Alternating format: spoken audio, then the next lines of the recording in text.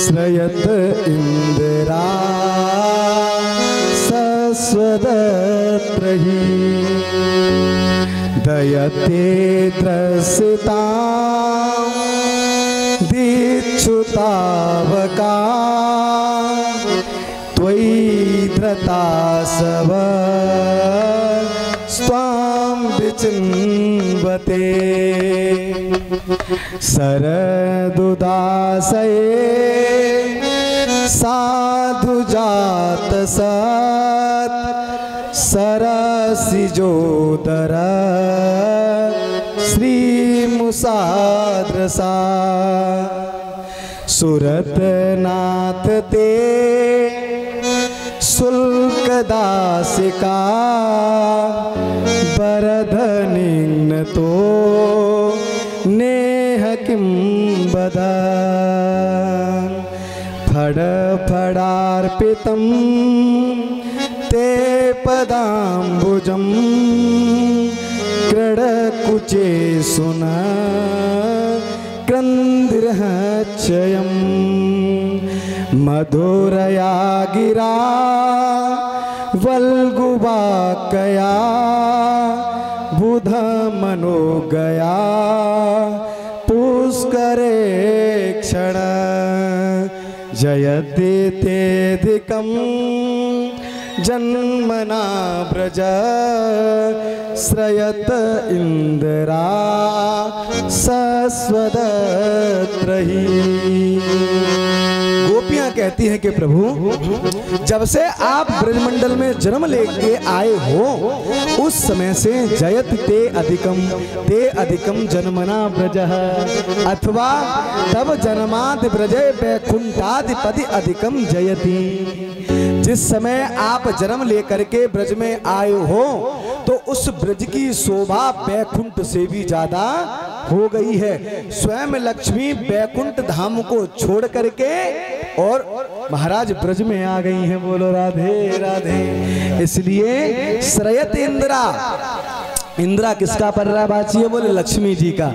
बोले स्वयं लक्ष्मी वैकुंठ धाम को छोड़ करके और वृंदावन में आ गई हैं। इसलिए हे प्यारे, हम आप हमारे प्राणनाथ हो, आप हमारे प्राण धन हो, हम भला आपके बगैर कैसे जी सकते हैं? हम आपके बगैर नहीं जी सकते।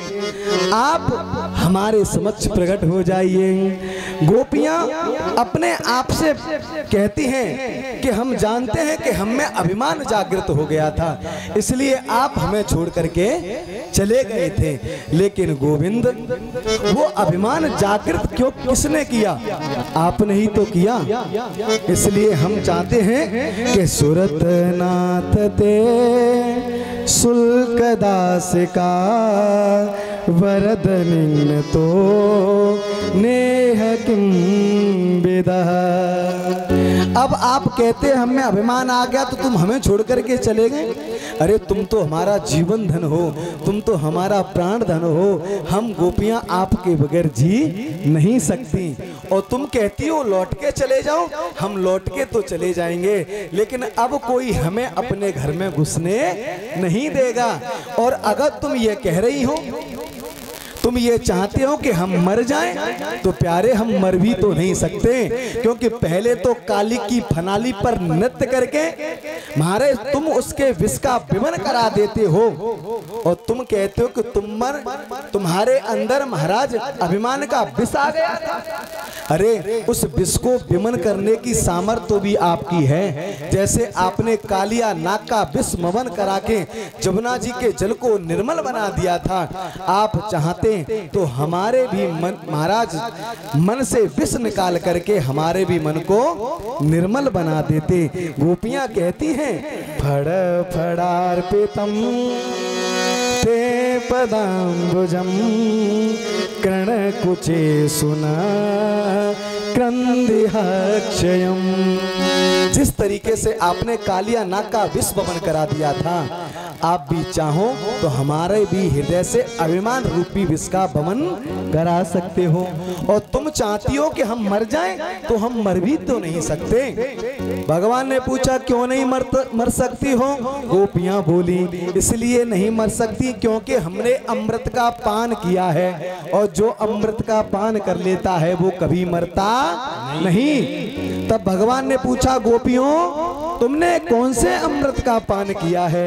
गोपियां कहने लगी हमने ऐसे अमृत का पान किया है, तव कथामृतम तप्त जीवनम कवि विरीडितम कल्मषापहम्।